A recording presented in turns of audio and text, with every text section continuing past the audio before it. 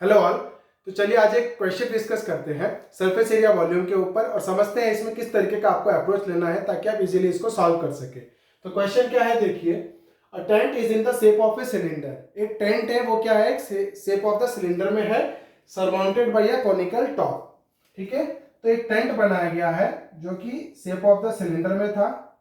It is in the shape of a cylinder surmounted bye A conical top. ऊपर में क्या कर दिया, एक तो कॉनिकल टॉप बना के रख दिया। ठीक है, तो इस तरीके से हमारा क्या दिया हुआ है, एक तो टेंट दिया हुआ है।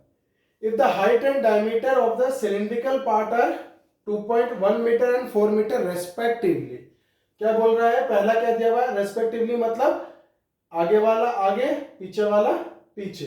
तो हाइट कितना हो गया मेरा 2.1 मीटर। तो हाइट मेरा हो गया कितना 2.1 मीटर, किसका, सिलिंड्रिकल पार्ट का। ओके, एंड फिर क्या दे दिया, डायमीटर कितना दे दिया 4 मीटर। तो रेडियस कितना हो जाएगा मेरा, रेडियस कितना हो जाएगा 2 मीटर। रेडियस कितना हो जाएगा 2 metre. Now and the slant height of the top is 2.8 metre. Slant height किसका होता है, कोन का।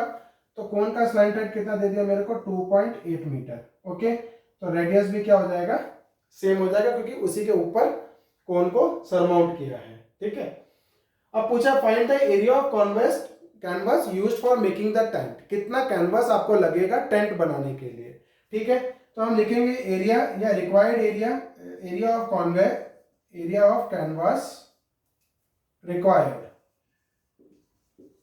कितना कैनवास लगेगा। तो देखिए जो नीचे जो पोर्शन रहता है ना, यहाँ पर आपका कैनवास नहीं लगता है। यहाँ क्वेश्चन में भी मेंशन कर देता है कि नीचे आपको कैनवास नहीं लेना है। ठीक है, तो ये वाला जो एरिया है यहाँ पर अपना क्या रहेगा, कैनवास नहीं लगता है। तो ये सिलेंडर में से ये एरिया निकल गया।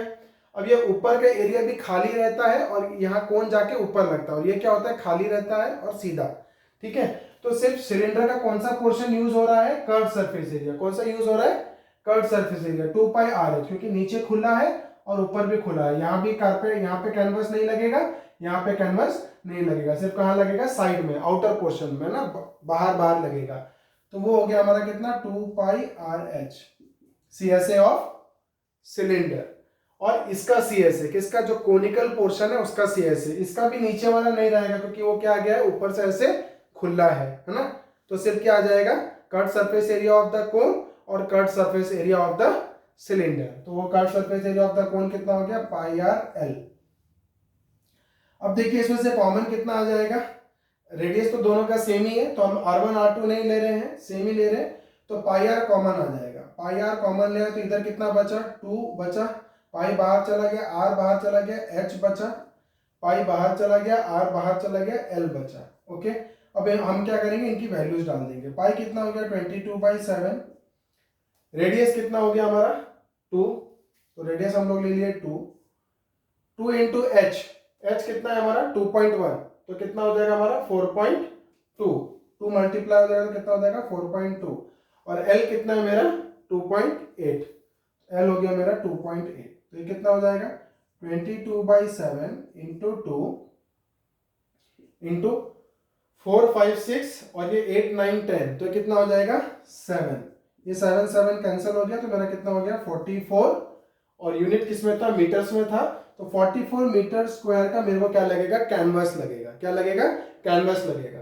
अब क्वेश्चन क्या पूछा था, also find the cost of the canvas. अगर मैं पर मीटर स्क्वायर कितना रुपीज ले रहा हूं 500, तो कॉस्ट ऑफ द कैनवास कितना हो जाएगा, देखिए कॉस्ट ऑफ कैनवास कितना हो जाएगा 500, और हमको 1 मीटर स्क्वायर का कितना ले रहा है 500, और हमको चाहिए कितना 44 मीटर स्क्वायर का। तो 500 के इंटू कितना हो जाएगा 44। ओके, तो कितना हो जाता है हमारा 44 इंटू 5, 5 4 20 0 2 5 4 20 22, तो ये हो गया 2 2 0, और यहाँ पे 2 0 बचा था तो 2 0 मीटर, सॉरी ये रुपीज में आ जाएगा क्योंकि ये क्या था, कॉस्ट था। तो कितना आ जाएगा हमारा rupees 22,000 will be the cost of the canvas required. तो आज के वीडियो में इतना ही। बने रहिए मेरे साथ मेरा आगे वीडियोस के लिए, जहां पे हम लोग और कुछ इंटरेस्टिंग क्वेश्चंस आपके लिए लेके आएंगे और आपकी जो कॉन्सेप्ट है वो क्लियर करके छोड़ेंगे। Thank you.